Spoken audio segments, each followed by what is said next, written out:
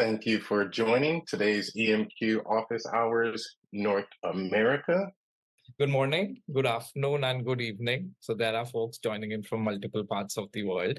Welcome to today's office hour session. I'm Manan Sethi, and I manage global developer relations at EMQ.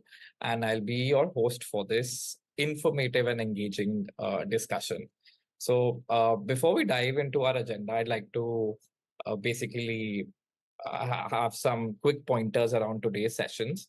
So firstly, as I mentioned, treat me as your point of contact for any queries or any further information that you require from these sessions. I'll be more than happy to assist you with that. And also, if there's a requirement of having any relevant stakeholders looped in, we're going to do that as well. Please feel free to type in your questions in the chat or the Q&A tab that you see at the bottom of your screen during the presentation, and we will address them either at that time or mainly towards the end of the session. We have a dedicated Q&A session as well. We want to make these sessions quite engaging, and hence would be interested in listening from you as well about use cases that you're using EMQ currently for, or you're evaluating our product for, any learning struggles that you ease, in the IoT space that you currently are doing. So we have a full packed agenda featuring some exciting topics today with some great speakers. So let's make most of our time together. So setting up the agenda today, let me just quickly walk you through what we've lined up today. So this session, like the entire session, we have tried to divide it into four smaller sessions. The first one, we're going to talk about digital transformation. Basically, everyone knows about it, but its definition, its importance, and relevance in today's evolving business landscape. The second session, we'll delve into introducing MQTT and its role in facilitating communication and data exchange in the digital landscape. There are other topics as well. We'll additionally also cover, the convergence of operational technology and informational technology with MQTT, highlighting the synergies and challenges which are there. Moving on to the third session, we will talk about, it's a regular in all our office hours. We're going to talk about the product updates. And also this segment will also offer you valuable insights into what advancements we've made to serve you better as well. And the last one, towards the conclusion, as we mentioned, we are going to welcome your questions, whether they pertain to our products or any industry trends or anything else that you would want to ask from us. Please feel free during the entire presentation to put in your thoughts or your questions or what you want to know from our side. And what you think about EMQ if you're currently using the products or any use case that you're using it for. So without further ado, let me introduce Brandon Ruiz. He is the product marketing manager with the product and design function within EMQ. Brandon will guide us through the intricacies of digital transformation. So over to you, Brandon. No, thank you very much, Manan. And hi, everybody. Thank you so much for joining. Happy to have you here. And so as Manan mentioned, I'll be covering at a high level the digital transformation concepts, why it's important, why it's valuable, and we'll cover some of the challenges that we see in doing so, right? So starting with digital transformation as a whole, there's three real concepts that we want to focus on. First and foremost, digital twinning. I'm sure it's a term that you're all familiar with, but just in case you're not, it really is the virtualization or digitization of a physical device. So just like the picture illustrates, right? So you have a physical in-person device that you would typically have to plug into Modbus connection and to be able to extract different data points or go to a data center to extract that. So with digital transformation and being able to make a virtual copy, you're now able to traverse your digital workshop, if you will, right? Go to that machine virtually, see how it's operating, if it's misfiring, if it needs to be tuned. So it really gives you that flexibility to not have to be there in person. You can remote in and handle these things before they happen if there is going to be a risk for downtime. The next concept I wanted to talk about was machine learning. So another one that's really hot right now, right? As we all know, this is a subset of AI, and it really focuses on things like algorithms and statistical models that are ultimately going to help enable those computers to learn from and make predictions based on kind of historical runtime, right? So based on standard usage patterns, you will be able to predict and detect things that are either looming and say, "Hey, on this particular run, it's transmitting this certain temperature or pressure or whatever the machine is that you have, right?" And it can be able to detect things that are going beyond or below certain thresholds. And then you have artificial intelligence and AI.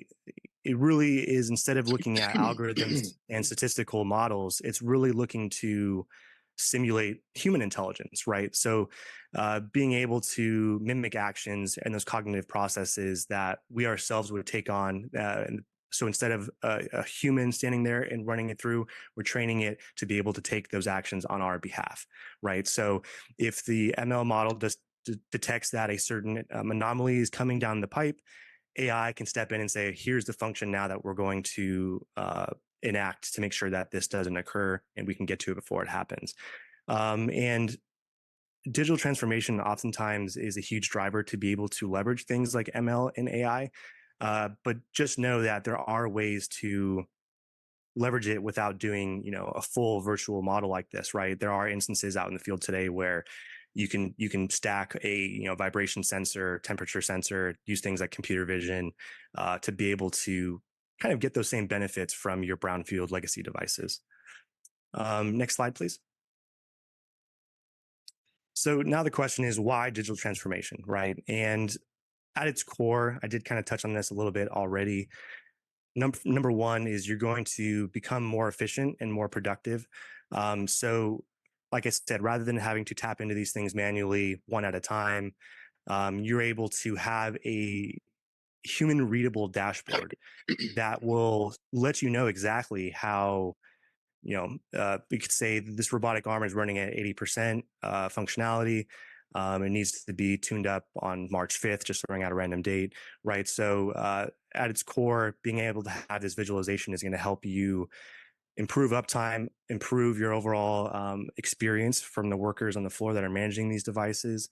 And by having that human readable component that I mentioned, instead of just having scatter dot graphs and bar graphs and just things that may not really paint that picture, you will take it a step further and define what those mean. So that way in the actual dashboard, you can know exactly what's wrong, right? Oh, a filter needs to be changed. We need to service this certain oil valve, right? You'll know exactly what the issue is and how to fix it. So by having those data-driven decisions, that's one thing. But the other driver is to stay competitive, right? Just like earlier versions of this, the evolution of the space, right? We're now talking about Industry 4.0, which Ernest will get more into. But when things first started kicking off for 3 back like in the 1970s, right? An example of that was the US didn't gravitate to, logic controllers right away. And because of that, other nations were able to kind of get the lead there and take the reins for about 10 years. So what we don't want to do is fall victim to falling behind. These things are really valuable and they're ready to be used today. So, and it needs the on-ramp to be able to adopt these things. So it is in our best interest to trust in the technology, implement it, and ensure that we aren't left behind, kind of like how Industry 3.0 came about. And I did mention having all of these things in place is ultimately going to improve your experience, right? You're going to see how machines are being operated, how they're being maintained, and you can even have visualization as to performance of individual employees as well. So just great visibility across the board. Next slide, please.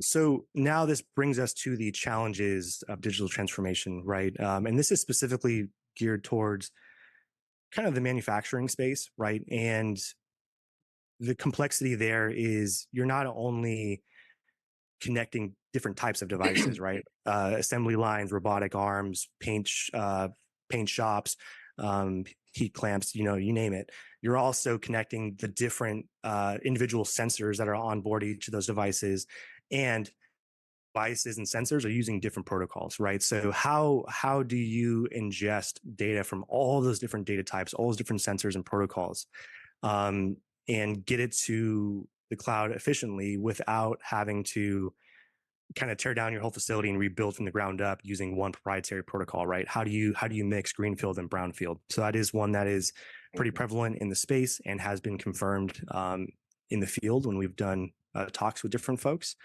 Another is data silos, right? So again, looking at the manufacturing space specifically, as you know, there's different levels of the pyramid, which I'm sure you all seen, right? So you could look at programmable logic controllers, MES systems, ERP. All of those different layers within the infrastructure were siloed, right? And it was top to bottom. It wasn't horizontal. So to be able to access all of these different parts of data from the business, you'd have to go to 5 to 10 different control panels to be able to get that data. And then once you have the data, how do you cross-thread it to extract those meaningful nuggets of information, right? So this really was a need to drive that next evolution to Industry 4.0, which again, Ernest will cover in greater detail here. And to close out here, really managing large amounts of devices and their data. So scaling, right? So every single one of these workshops or work floors is going to have thousands of devices, right? Thousands of sensors. And oftentimes it's multi-site, right? So how do you implement a stack that is going to be able to sustain and grow as you grow? And to do it without drop in performance or speed, rather, right? So really giving you all those valued added services without any drop or depreciation in your experience. So those are all the main pain points. Obviously, there's more beyond this, but those are the top three that we've seen in our conversations with folks like yourself and other like-minded folks. So with that, I will hand things over to Ernest to take you deeper into what MQTT is and what Industry 4.0 looks like. Thank you, Brendan. And I'll add to that point when we say managing large amounts of devices, right?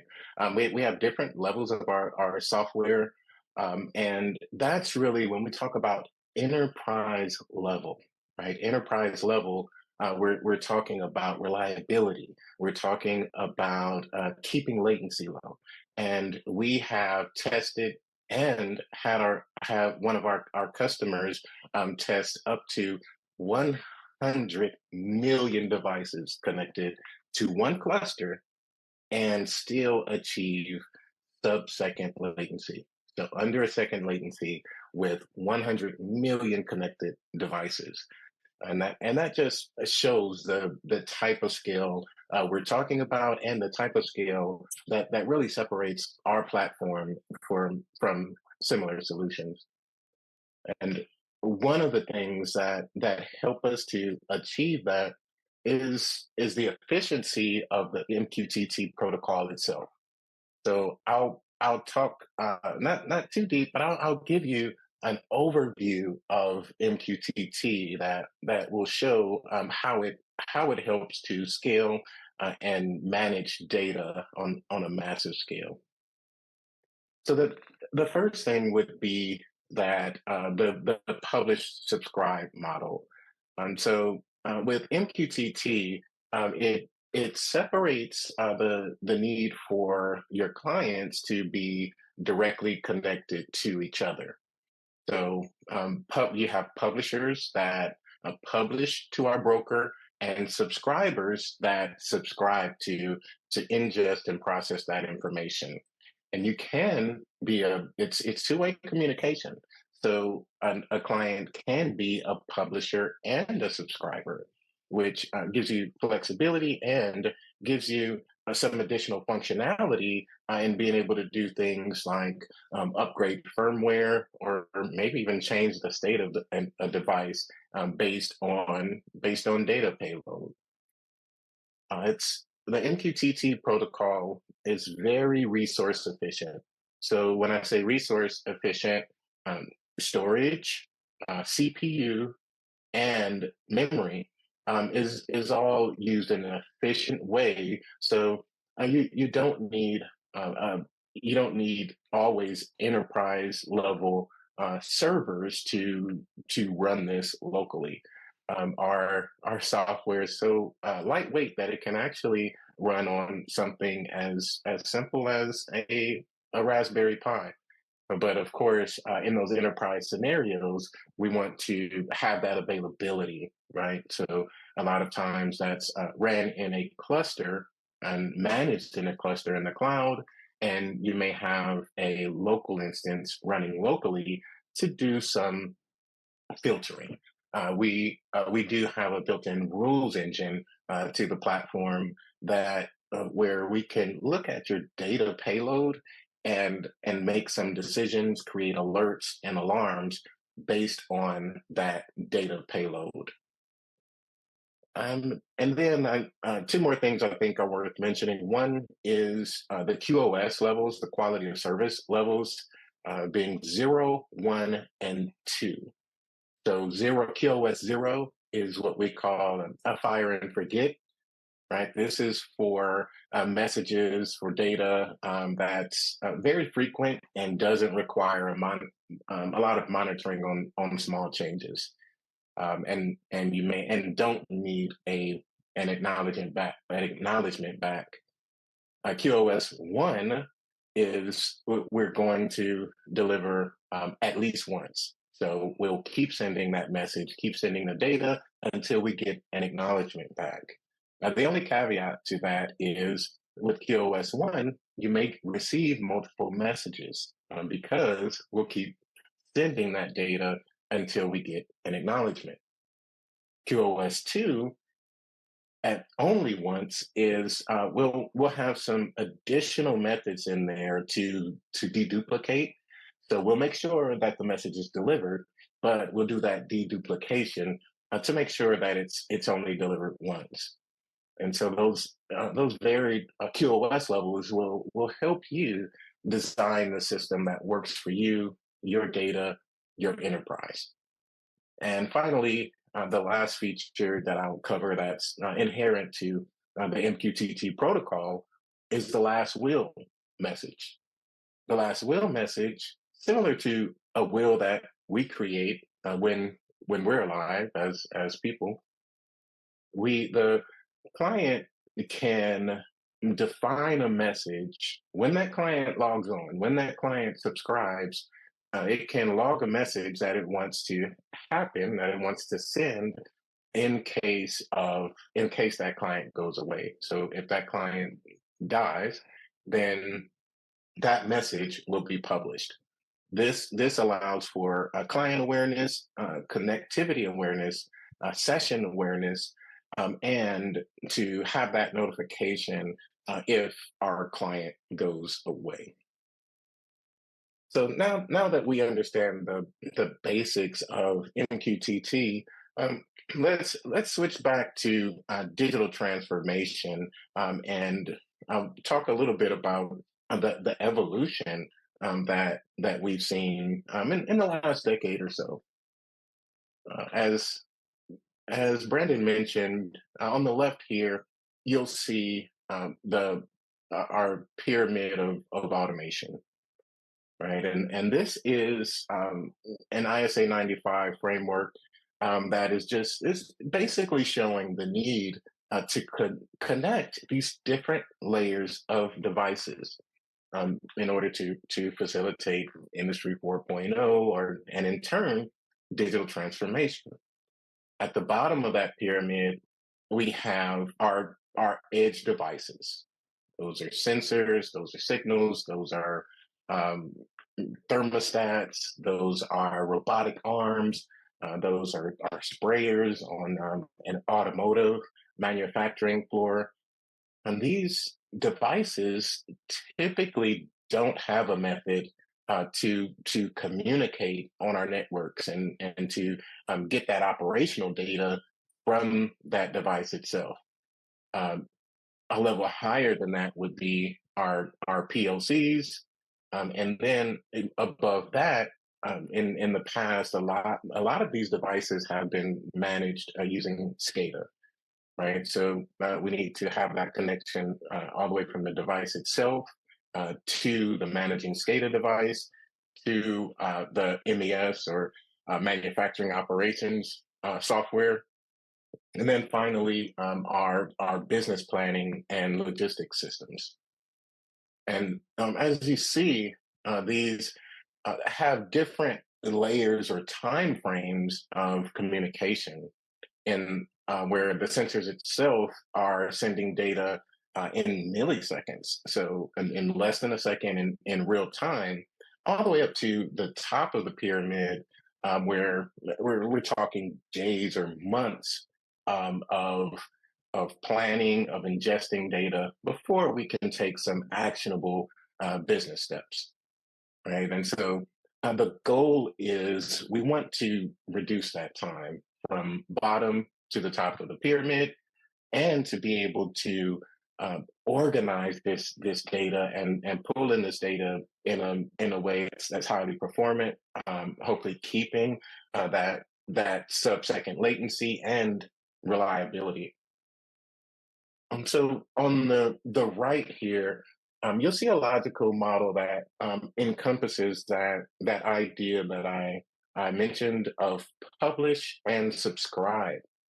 So we have in green here our MQTT platform, which connects those edge devices to our backend. And now we have that data to do things like analytics, our create custom dashboards, be able to go in and analyze that information in a timescale database. And so we have that historian data.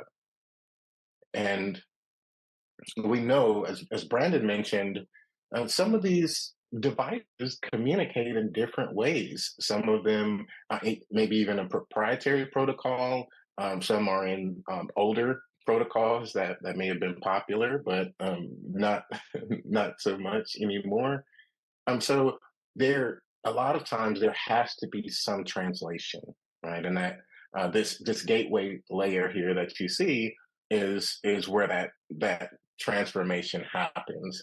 So that gateway knows how to talk to that end device, whether it be OPC UA, Modbus, or even again a proprietary method of communication, be able to convert that data into MQTT. So now all our devices are speaking in the same language, and a very efficient language, a very efficient protocol to be able to accurately filter and organize that data in a couple different ways.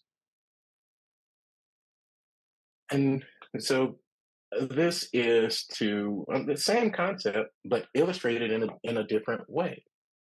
When we talk about Industry 4.0, the goal is to have that connectivity between all of your systems, from your edge device all the way up to your business logic systems. And so a requirement of that is to be able to have all that interconnectivity, being able to have those connections between different systems, whether that be ERP or SCADA, manufacturing, monitoring systems. All of those have to be connected. And let's say one site, one workshop, one factory. This may be possible to connect all the devices to each other. But as you can see by just the number of connections, and it almost begins to look like a spider web or data spaghetti, we call it. And this isn't very scalable versus the model on the right. When we're dealing with a publish subscribe model, it makes it a lot easier to manage that data, to manage our client connectivity, because now we're only, instead of managing all connections to all other connections, we're managing the connection between the data broker or us, our MQTT platform, and the device itself and or the system itself. Much easier to manage and help us facilitate that unified namespace. And you may have heard that a lot, unified namespace or UNS. It's really key to digital transformation. And what it means is it doesn't necessarily mean that all our data is in one place, but what it means is it's accessible from one place. So not physically located, but logically have access from one place, and that gives us some good advantages, especially when we talk about implementing AI or digital twins or machine learning. A huge requirement of that is making sure that that data is available for those systems to be able to consume, ingest, process that data. So, as you can see here, here is more of another representation of unified namespace. And so, I want to talk about how MQTT helps facilitate UNS. And that is by making sure that we have a structure and data consistency throughout our system. One of the key things with that is one organizing our data into what we call MQTT topics, and so these topics are what our subscribers subscribe to. That's how they know where to find specific data about specific devices. And so, in the example we have at the bottom here, it would be that namespace slash, which is our topic separator. So we have different levels within each topic, and so that slash would represent different levels that we could subscribe to within this topic. So we can subscribe to the namespace entirely, a group ID within that namespace, a particular message type, or even all the way down to that edge node ID or device ID, which would be drilling into a specific device itself. So you can see how MQTT topics help organize information, and not just the data itself, but what we call metadata. Metadata is a description of data, and data is useless without a description for us, for humans, without a description of what it is, where it comes from, what device is it from, where is it located, right?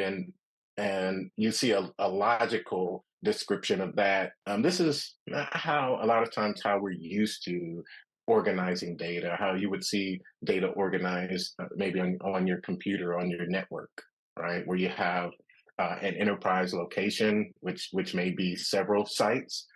You have sites within that, you have areas within your site, and then all drilling all the way down to the device itself, whether that be a pressure valve, thermostat measuring temperature, a sensor measuring phase or vibration.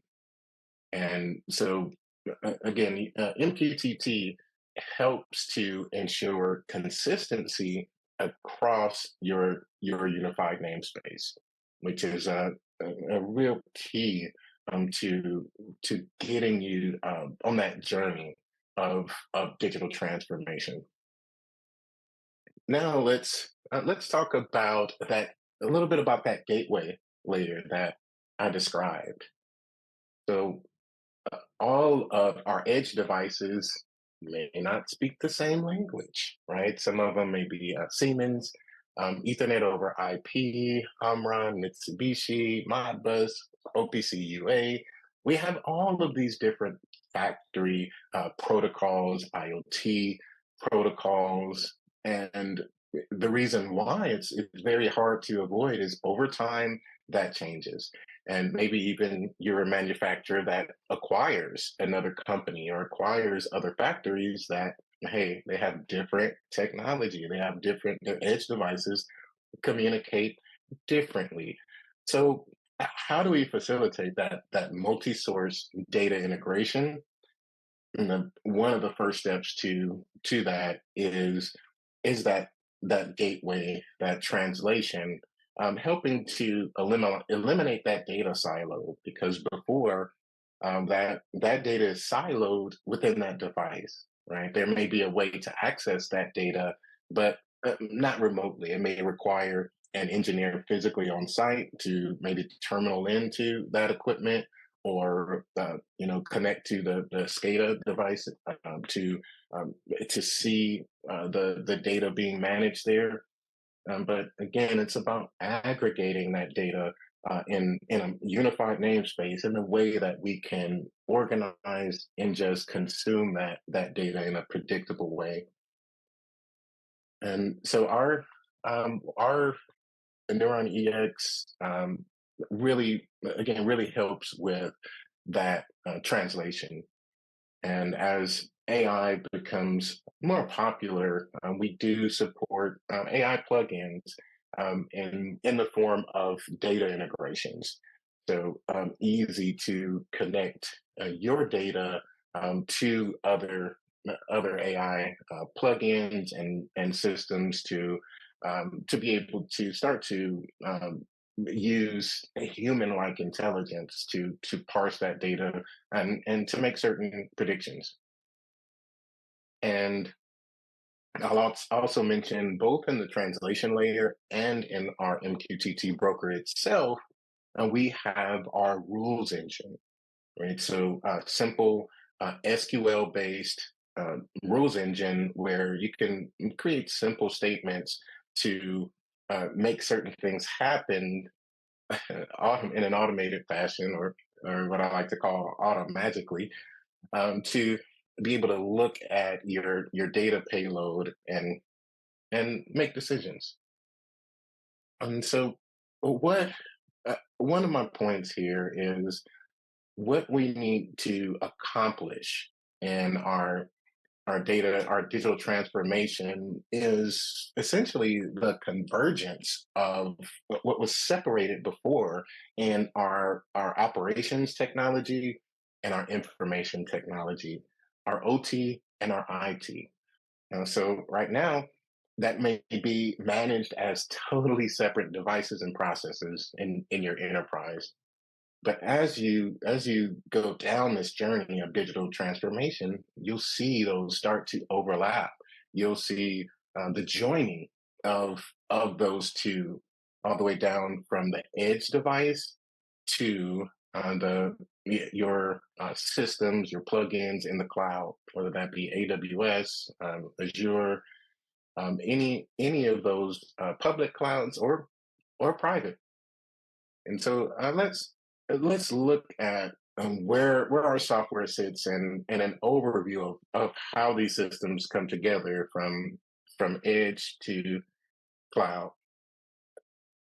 Many of our clients do run a local MQTT broker, and again, very lightweight.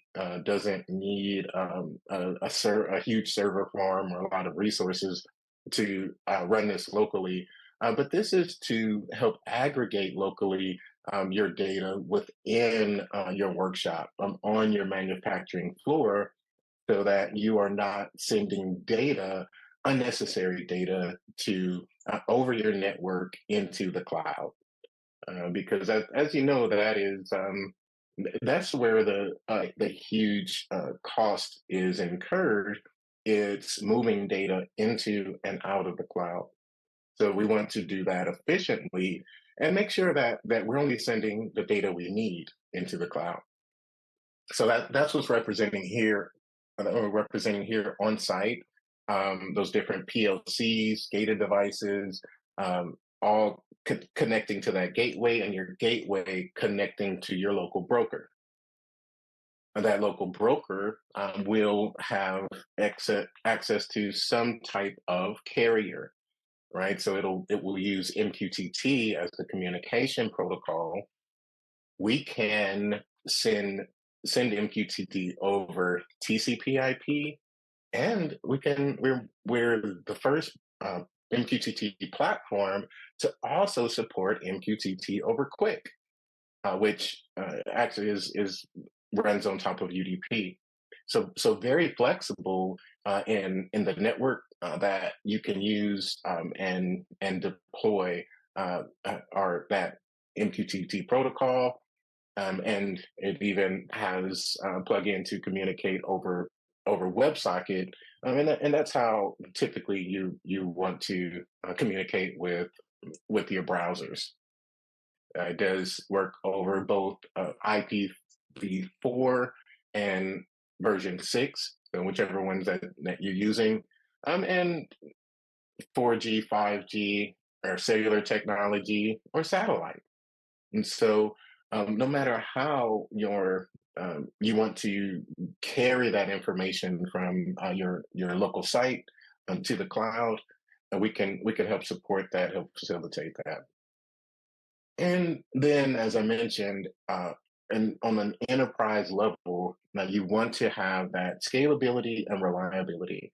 And so we have a central cluster that has a very resilient design to make sure that your data is accurate, make sure that your cluster can support whatever number of publishers and subscribers that you need for your workflow. And again, that what I'll call that UNS cloud is where all of your data will live. It's all of your data will be accessible from there, achieving that what we call that unified namespace. Again, not physically located, but logically located in one place where you can access that in a whether it's for AI analysis or just to feed that into maybe a custom dashboard that you created with Grafana or Datadog technologies as such.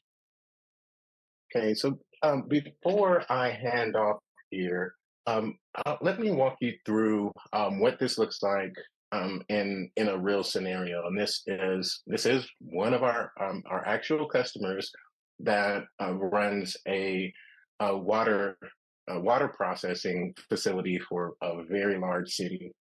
And so the challenge here was bringing these meters, sensors, and terminals, bringing that data into one place so that they can achieve that digital transformation.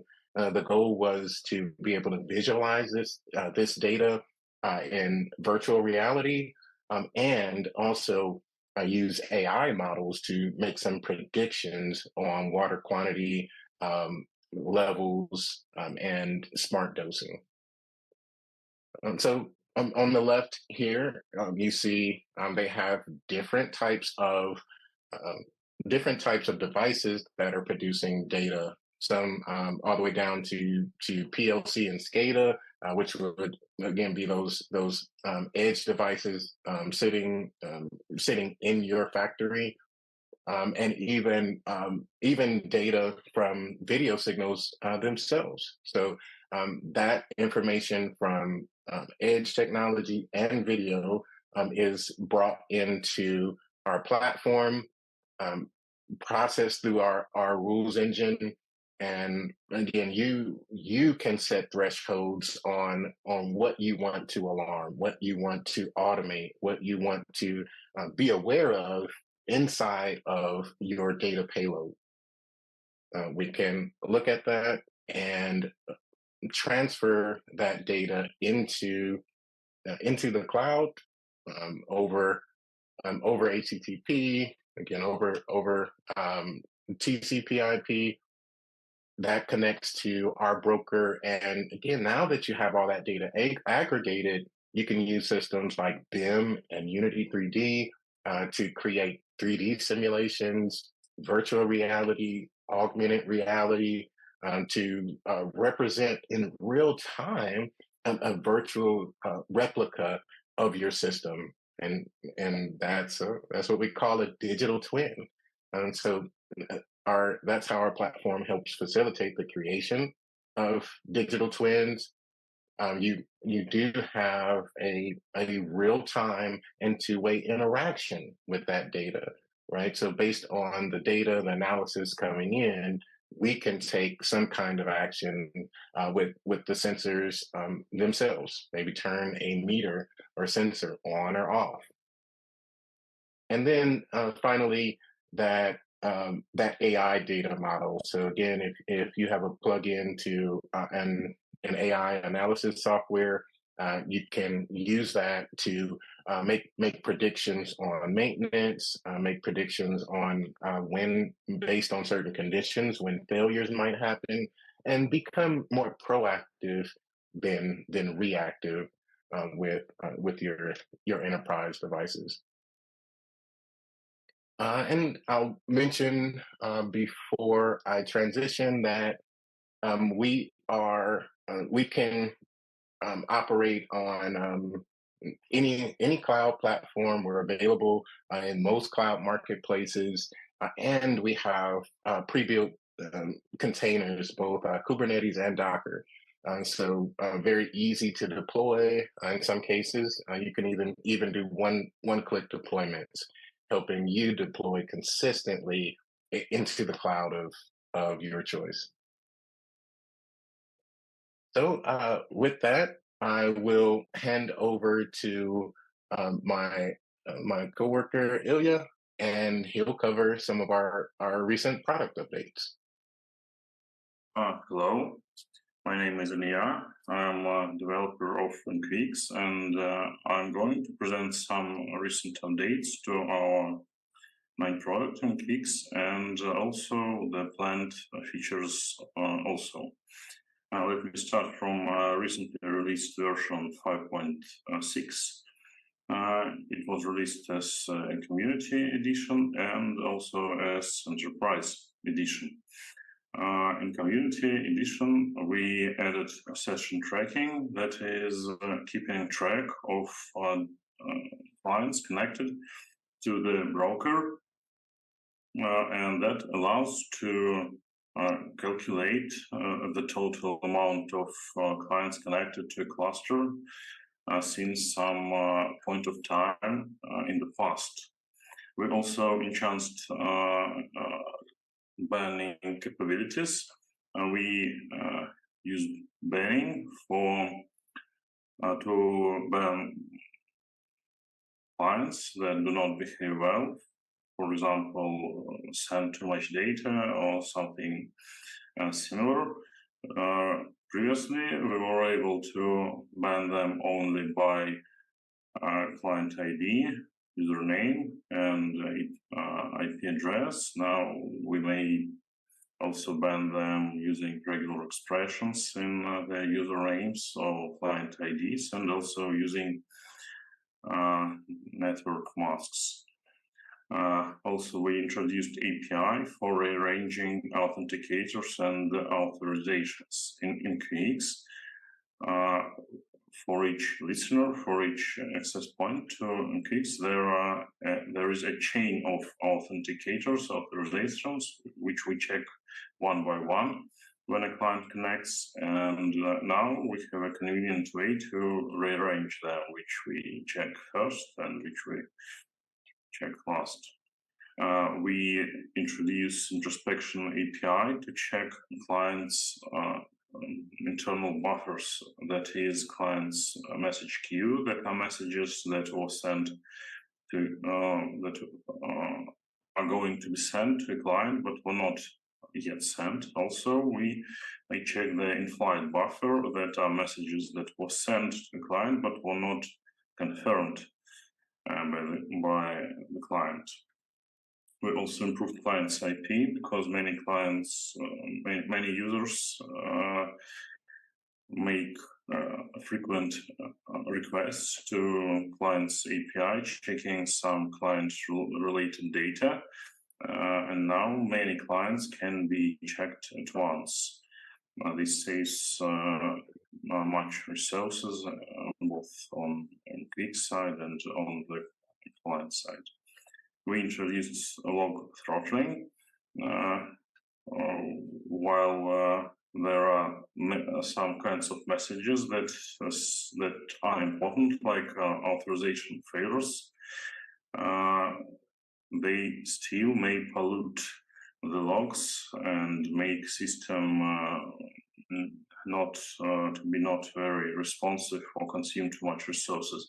So there may be introduced a limit to such messages so that the logs are not polluted. In Enterprise Edition, we finished splitting bridges that are actions that allow export MQTT data to external systems. We split them into two parts, each of them.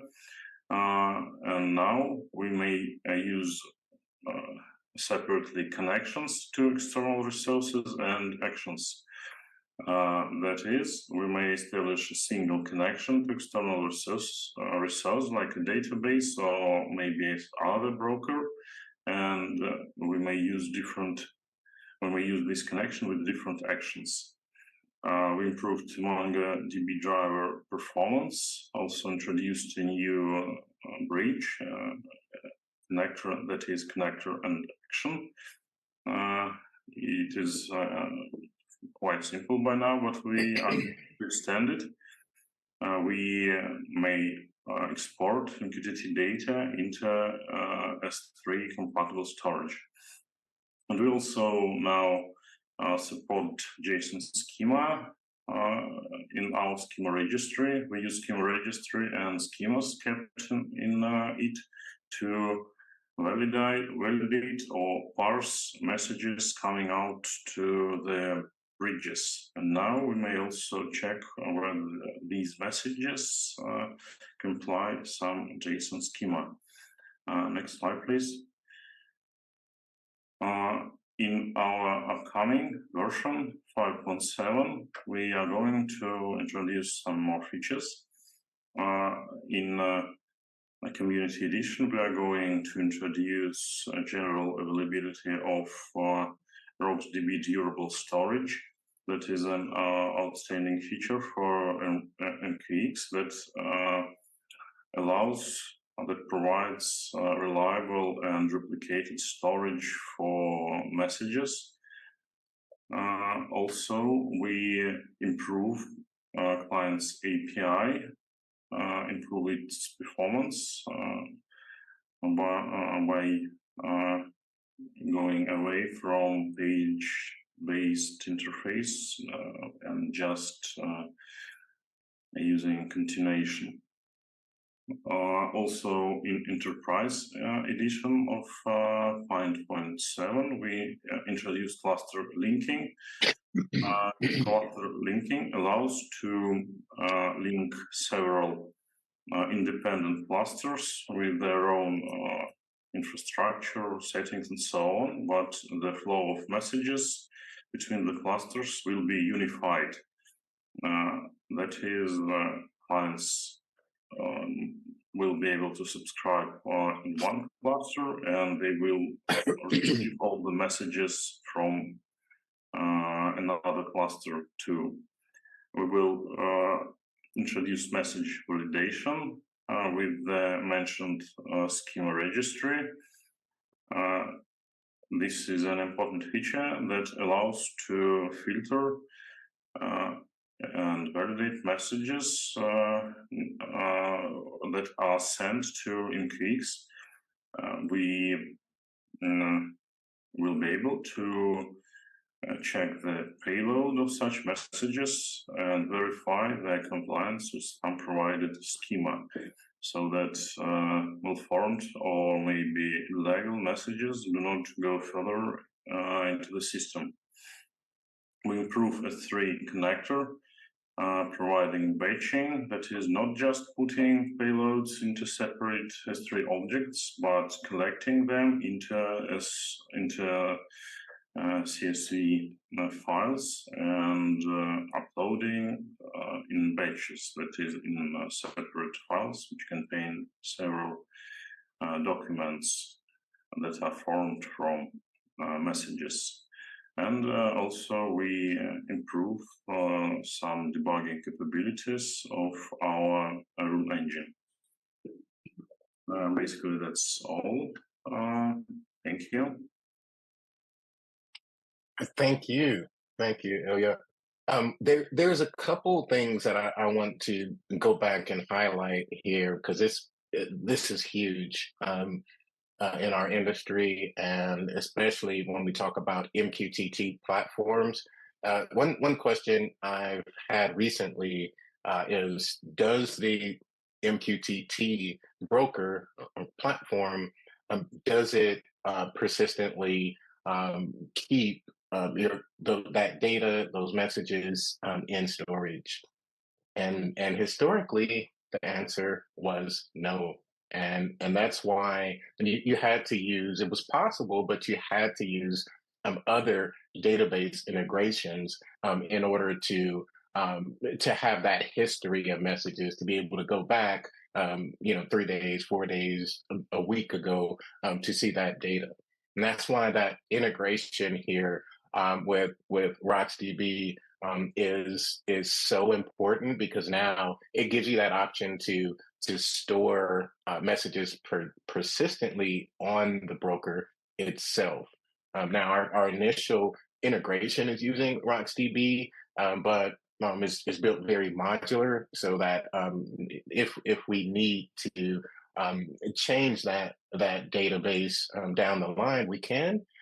But it's more about that being able to have that persistent storage functionality, which is something that you asked for. This is something that our clients have wanted, and you could see in this list of product updates that we listen, that we're actively innovators in this space, and through the Oasis Foundation.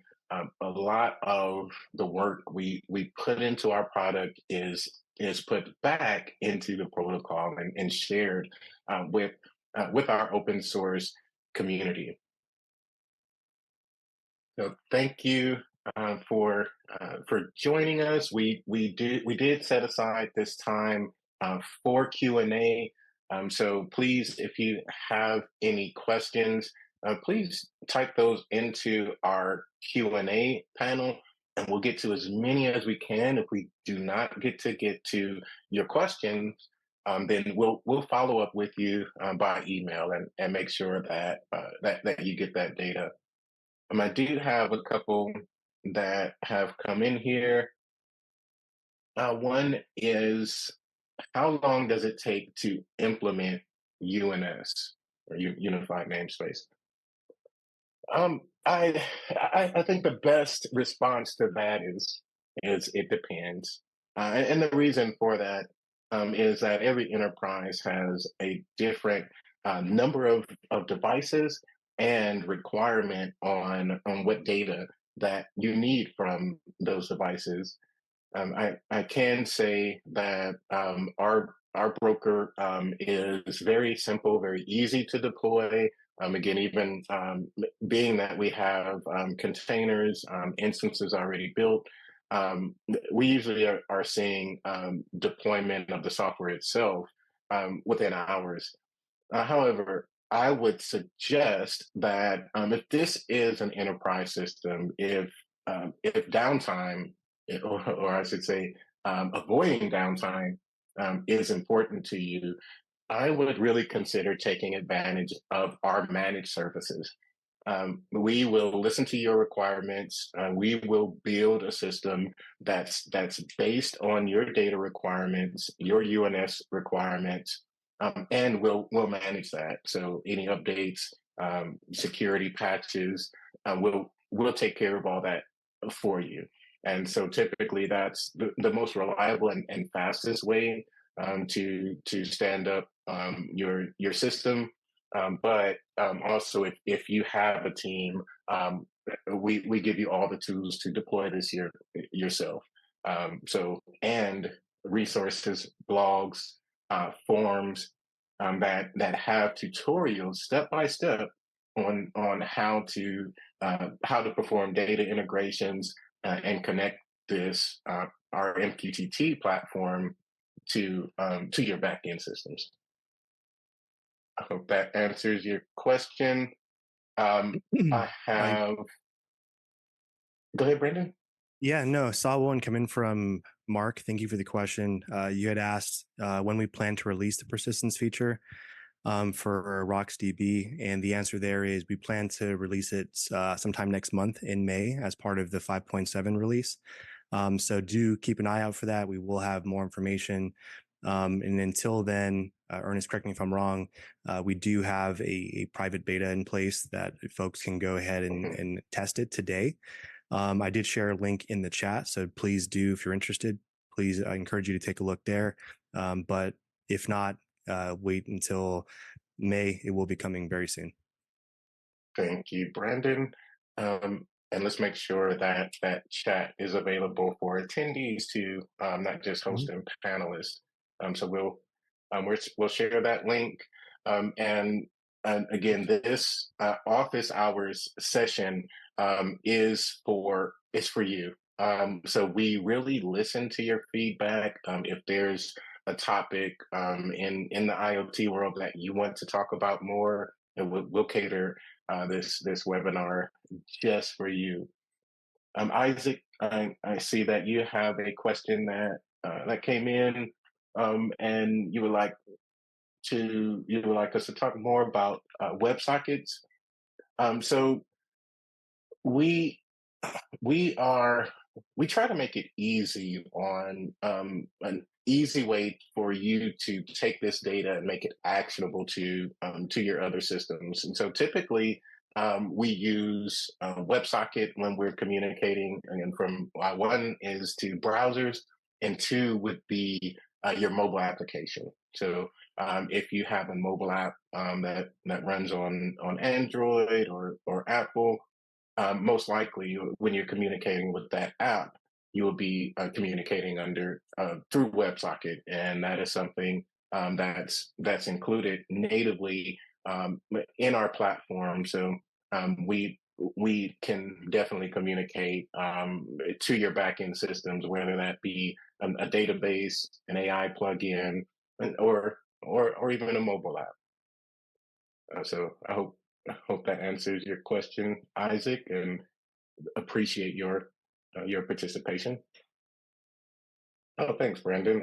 And Brandon has dropped a blog into the chat, which has more information on connecting our MQTT broker to with WebSocket, and that's what I would really advise to you if you're building this an IoT system, if you're testing an IoT system, or just want to learn more. Please go to our site and do a search. Our team almost daily produces tutorials and blogs that will help walk you through your digital transformation, and everything from protocol translation, bringing that data in from other protocols, to trying our private beta, and connecting to AI systems using plugins. All right, and time flies when we're having fun. I believe I got to the majority of our questions here. I'll go through. If we have any that were not answered, we'll follow up with you through email.